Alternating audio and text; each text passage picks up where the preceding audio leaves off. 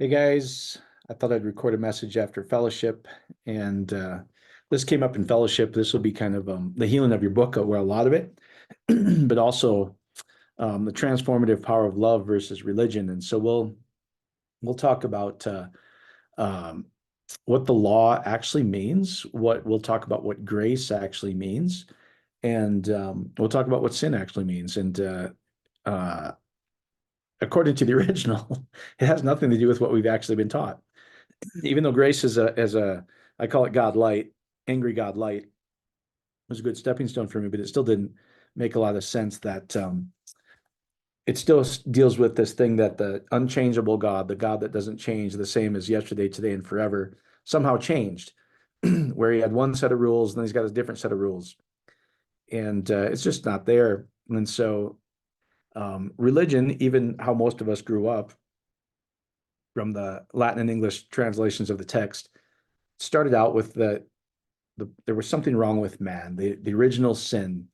And then you have to come to this idea that somehow love, which we're commanded to forgive and forgive over and over and over again, but there's a certain kind of love, that God's love is so lovely that you have to kill somebody in order to love. You have to kill the firstborn in order to love um, the second child. Well, the second child didn't do anything. So you got to deal with this idea that God is kind of like psychopathic. And I just promise you, it's not. The original texts are all beautiful. It's talking about the consummation of two love covenants. Grace is not what you think it is. It's cherish, uh, and from Cain in Hebrew. It, like I said, it is better than God's going to kill you if you don't follow these rules. We'll talk about what the law actually is. Most of us, it was taught it's the Old Testament, where there's this guy, angry God on this in the clouds, and he gave these laws to Moses. But we'll just look at even Strong's, what it says. It doesn't say, the Strong's Exhaustive Concordance doesn't say rules and regulations. Love is unconditional. Love doesn't have rules. God doesn't have rules up there. There's not a rule in the whole thing. The whole book is about divine promises, which makes it really beautiful. And this kind of came out of, like I said, fellowship call this morning. My friend Rose was talking about the strength of the law is the sin, and that actually is accurate. That's not actually what it says. So sometimes we take some great comments or truths that if you tell somebody not to do something, they'll almost inevitably do it because the mind doesn't understand no or not. So if I say, this is an example I use all the time. Thou shalt not think of a blue coffee cup. Oh, I just did, because your mind only thinks in pictures. So that's why the original Hebrew and then Greek read right to left. They weren't written in spoken languages, guys. They were hieroglyphics. They were pictures. Today's idea would be an emoji. So if I have a thumbs up emoji, almost every culture knows what that is, whether you understand Swahili, English, Afrikaans, German, really doesn't matter. Or if I have an emoji with a smiley face, it means somebody's happy. If I have an emoji with a face where somebody's crying, we know what that means. They're crying, it's sorrow. Those aren't written in spoken languages, they're word pictures that have meaning. And I promise you, by the time it got translated into Latin in the 4th century, they were using modern Greek and Hebrew, which are written in spoken language. The original were 2 and 3 letter root words or root ideas where they would join these symbols, these word pictures together. This is why in Genesis 1, Bereshit bara Elohim aleph taf et is not translated 11,050 times. So from Genesis 1, the Bible clearly says, they don't clearly define it 11,050 times. They literally just say untranslatable. Well, if you understand the original Greek and Hebrew word pictures, it means the strength of God, the life of God, the life of the leader is the mark of the covenant. Comes out of the covenant, comes out of union. And so the scriptures, I promise you, are talking about those two beautiful unions, one that gives you physical life, one that gives you spiritual life. I promise you, promise you, promise you. Now, that won't sit well in a lot of places and Bible scholars, etc. But I'm just going to show you exactly what it says. I go meticulously through the Greek, the Hebrew, letter by letter, word, just meaning by meaning, to show you that this is what it says. And it's actually beautiful. There's no bad news in the good news. So this kind of started this morning where I was reading from the map of consciousness, where love is so much better than rules. like I said, you the U.S. legal system now, we take our law out of a mistranslation of scripture. I'm not saying it's good or bad. I'm just saying they mistranslated scripture like an eye for an eye. And so we have this legal system passed down from an improper translation of scripture. And so Barb and I would say this all the time before we really understood, because we were still heavily influenced by the English version of scripture, where you're like, you know what? If you understand anything about cognitive thinking and mankind, if, like I said, if you tell somebody don't do something over and over and over again, the mind only sees pictures. They eventually they eventually do what they picture over and over and over again. So we would always say you can't legislate morality. So if God really had these 10 rules that which call Moses' law, the 10 commandments, I think it'll surprise you to see what it actually says. Um, that didn't stop anyone from doing it. In fact, it had people do it some more. The good news is God's not judging you for anything. You were born in perfection. You're going to live in perfection. You're going to enter back into perfection. You are God's highest creation from day one. He's not judging you good or bad. He's not rewarding you based on behavior or not behavior. And as soon as you can get rid of those ideas that God is pure love, God is the whole scriptures. We're talking about divine promises, divine covenants that you shall receive the strength of God. You shall receive your inheritance that's due to you just because you're born.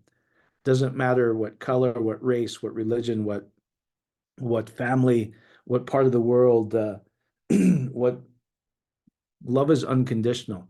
The fact that you were born of a mother, an earthly mother, you will be born of God in the final covenant, meaning the new life that separates when you lay this body of skin down. That's all it's saying. They're divine promises. Now you can go experience whatever you want, and the faster you can get rid of, there's nothing wrong with me. I'm not guilty of anything. I'm not shameful of anything. um, you'll start to experience everything as the divine promise. And so let me just read this to you first. This is it says, do we conquer a thing by opposing it? Question mark. No, we conquer things only as we grow. People who are coming from an inner power have the capacity to transform situations merely by their presence. So this is the transform. Let me just show you this. I've shown you this map of consciousness that my friend Doug showed me from David Hawkins. Now, I don't care if you like David Hawkins, you don't like David Hawkins. It's like anything. You take what you want, leave what you don't want. I don't agree with everything he says.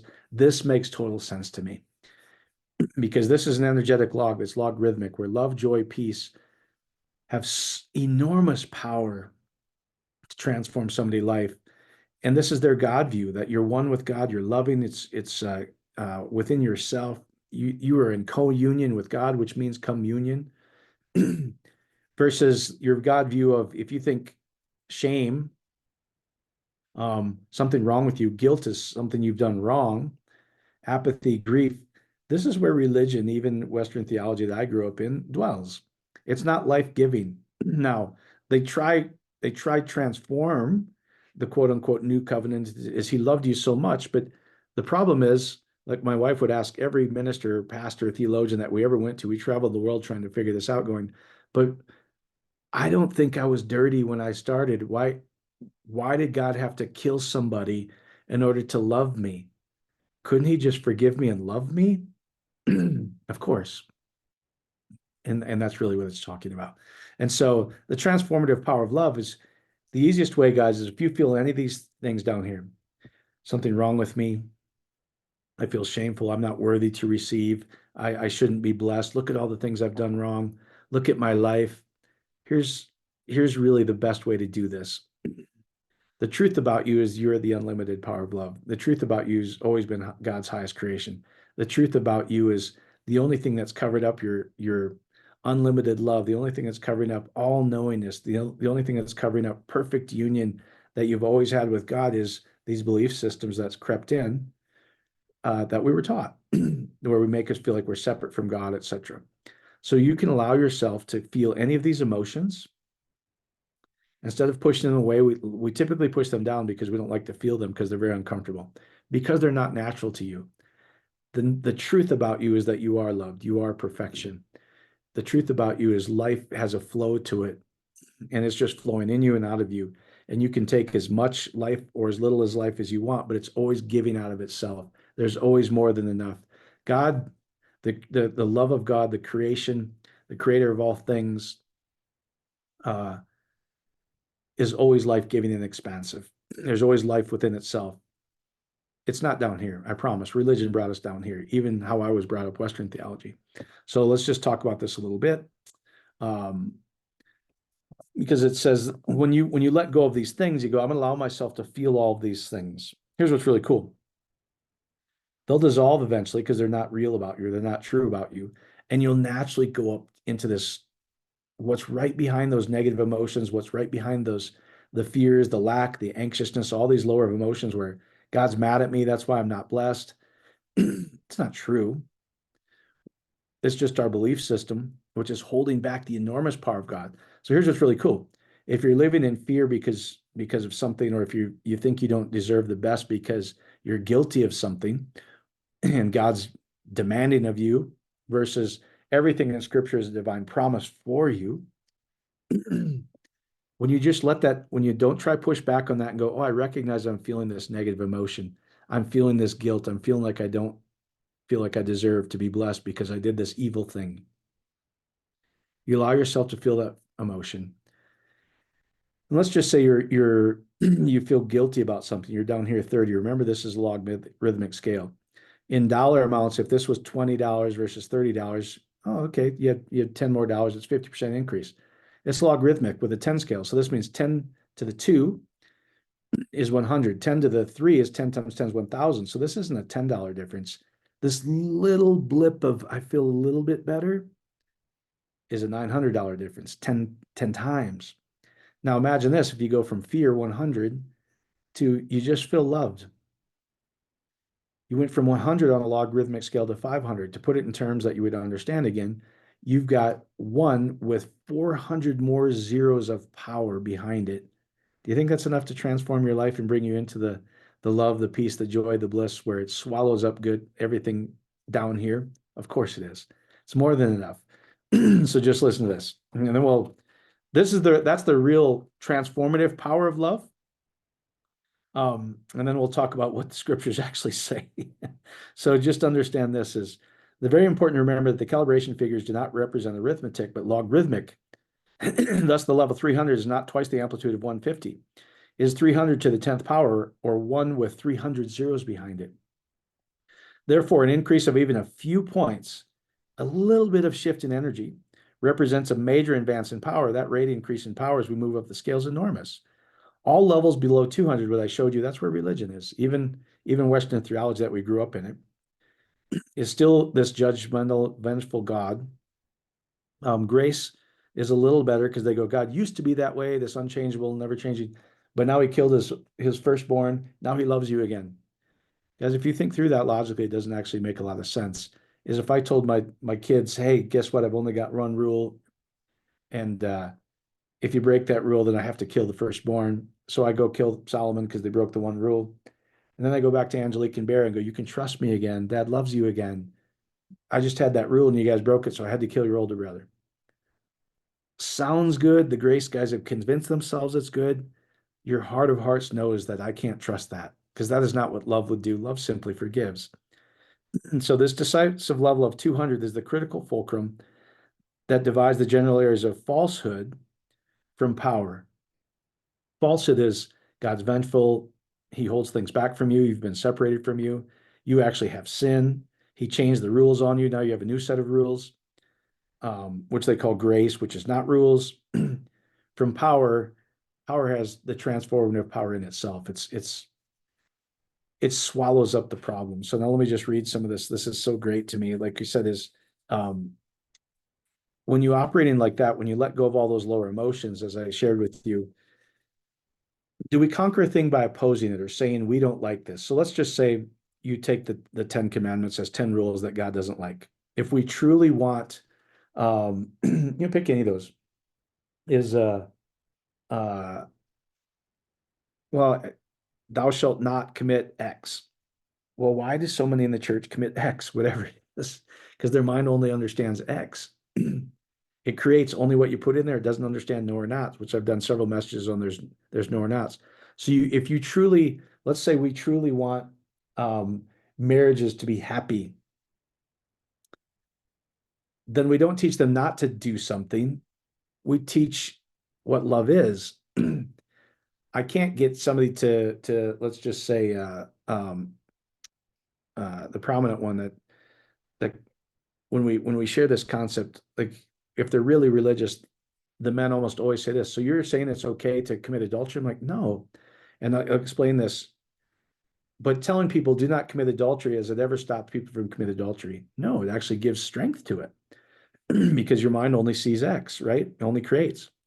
But if you let go of any lower emotion, you feel so whole and complete and loved, you don't even contemplate it. It's not even a thing to you. So anyway, it says you can't, if we truly want people to have beautiful marriages, which we do, we can't tell people to have a beautiful marriage by stop doing things. Or husbands, you must do this more, or wives, you must do this less, or wives, you must do this less. Husbands, you need to stop doing this. There's no transformative power in that. The transformative power comes from, let's say, somebody's struggling in their marriage and they're like, I wish this person would change. Well, ecclesia, ekkaleo, which is church, means you shall behold what comes out of the covering within or the intimacy within. So if you let go of all the things that my husband wronged me, my wife wronged me, usually in any relationship, a coworker wronged me, this person wronged me, my friend wronged me, allow yourself to feel that wrong feeling. It'll dissolve out of you because it's not true. And you'll feel love, you'll compassion, you'll feel whole. You won't have to tell people stop doing or doing. You'll naturally operate in who you've always been, which is pure love. That's natural to you. So it says people who come from that inner power, when they've let go of all the lower things, transform situations just by their presence because love, joy, and peace is emanating out of them. It's coming from the inside out, which is at kaleo, church, the nature kaleo, the name or nature, which comes from the inside out. Now, you can't legislate morality with laws. Should just tell you we've got more laws in the books in the US, for instance, but we haven't stopped anything. When people feel loved is when they'll stop doing the lower emotions of stealing, committing adultery, all these other things from people. So it says seekers can be validated by this spiritual map that love is the source and destiny of all spiritual life. Religious history has preached a distorted doctrine of guilt, punishment, austerity. You must not have. Someday you'll be pleasing enough, so you need to deprive yourself of good things now, the earthly pleasures of life, because if you do that, God's going to give you more Christian merit badges, and then you're going to feel whole and loved later. That's not how it works. You can have it all right now.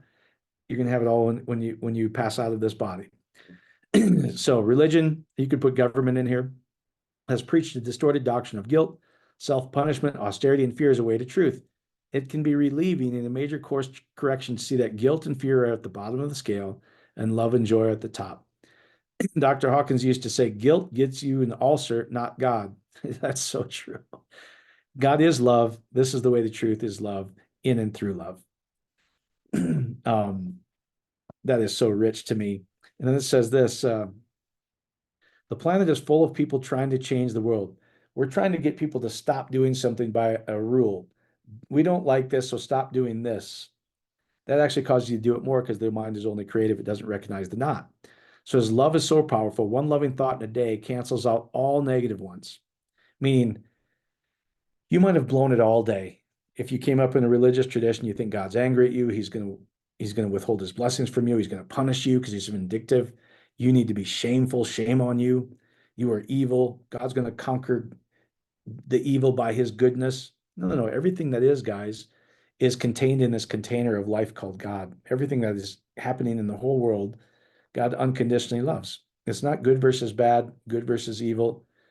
That all came from a mistranslation of thou shalt not eat from the tree of the knowledge of good and evil. If you know anything about scripture, knowledge means comes to know or experience intimacy. If you go look up tree there, it'll say you'll come to understand the stick, the stalk, the firmness, hence wood or a tree, plank. All life comes from the firmness of man, guys. And it says, you shall come to understand this firmness. You shall consume, eat. Every time you see eat or consummation, it's the consummation of a love covenant. The consuming fire, the Hebrew letter shin, is a double vav, a double U that we call it. It's the joining together of all joining together between you and God. It's the passionate fire of God that consumes. It's a picture of a tooth. It's a covenant meal. So you shall, literally what that scripture says is, God didn't have this rule and say, hey, naked lady Eve, I only have this rule, don't eat from that tree. As we were kind of joking, I said, so if you take our theology, what we grew up with, what if Eve didn't eat from the tree? Then you would have to say, if she wouldn't have eaten from the tree, we wouldn't have the original sin. We'd all still be running around naked in a garden in a nudist colony. Isn't that the truth? Gosh, if Eve wouldn't have sinned, we'd still be running around naked in the nudist colony. And my question was always this: if it was truly about an individual and a female, Adam and Eve, and they had kids, where did the second generation of intimacy come from? You had two choices. The kids have to have either had to have an ancestral relationship with themselves or an ancestral relationship with their mother and father. See, it breaks down right away. It wasn't about two original people. It's I don't want to get into that because we're talking about something else here, but I just wanted to show you that when you're trying to change the symptom by a rule, you get more of the symptom. This planet is full of people trying to change the world, but doing so only at a level of symptom, not on source. This kind of force creates a counter force. It's that lower. If you think, hey, I'm going to create change by opposing something, every force is met by an equal and opposite force. You get a gridlock. Because we've mistranslated scripture, we're still fighting over a piece of dirt, which literally means the firmness or erection of God. The nation of Israel is, we've got force with counterforce, and both sides think their side's going to beat the other side because their book says, they're both a mistranslation, I promise you. It's talking about firmness, the land, the nation of Israel is all humanity shall be born again and experience this life of God, which is the nation of Israel. Everybody comes out of Abraham and Sarah, the work of God, the two covenants. Go read Galatians 4 again. You'll see it's allegory. You'll see it's the first covenant and the second covenant, Hagar and Sarah. Anyway, so greatness comes from within. It's the courage to change oneself. When you let go of all that you think something's wrong with yourself or you think that's wrong with someone else, it literally says you move into that love, joy, and peace automatically because all you've done is covered up the limitless and effortless power of God, and everything will start working in your life. Because now you don't have guilt and shame radiating out of you. It's life consuming. It takes life. God is always life giving. He's the creation. He's the source of all life. Love is radiating within, and it's interconnected energy of the universe, which is non-local and non-linear, meaning when you feel better, when you allow yourself to feel love, joy, and peace, you bring everybody up into love, joy, and peace. That in a change in time and space in one place, a change in energy in one place and time, you right now in your living room, in your bedroom, wherever you are, let go of all those lower emotions of guilt, fear, shame. Something's wrong with me. Something's wrong with my world. Something's wrong with my politicians. Something's wrong with my religion. Something's wrong with this party. You'll naturally move into love. And it is so enormous, guys, that one person operating in peace and love can bring millions of other people up into that peace and love. When you make an impact in yourself, wherever you are, you make an impact to every single piece of life in the world because everything is connected. So the transformative power of love versus religion, you cannot get there by saying, I oppose this, and take anything that people are opposed to. This cause, that cause, you're not going to change anything. If you say we need to stop doing this or the world must stop doing this, it's met with an equal and opposite force because love is the openness of all things. It's not judgmental of anything. That actually creates an equal and opposite force. You have gridlock, you have us versus them, you have duality, you have all the different things. What the scriptures are really talking about is you shall have the divine promise of God, the inheritance of God. Let go of all those lower emotions, and you'll get back into your unlimited state, your natural state, where everything just happens. It radiates out of you. Best way to figure out is if you have any limiting ideas is, am I okay? Do I feel perfectly loving about the situation I'm in right now?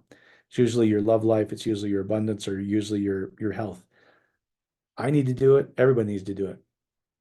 If we can't say, I love this situation, that's the good test to go, I'm resisting something. I don't like this, which is not love. Love is I'm okay with everything. So allow yourself to feel that negative feeling like, I don't like how this situation is in my business. I don't like how this situation is in my marriage. I don't like how this situation is in my country. I don't like how this situation is uh,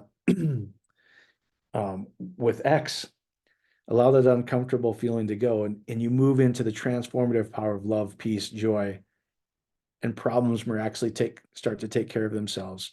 As I've quoted so many times from Rhonda Byrne, your love skyrockets, your abundance skyrockets, the health of your body skyrockets, and everything you want just starts to happen effortlessly because there's no belief systems or rules or regulations saying you're bad holding you back. That's the transformative power of love versus religion or the law. I'm gonna cut it off here and record another one. Just the truth about sin, the law, and grace to show you that it's not at all what you thought it was going to be.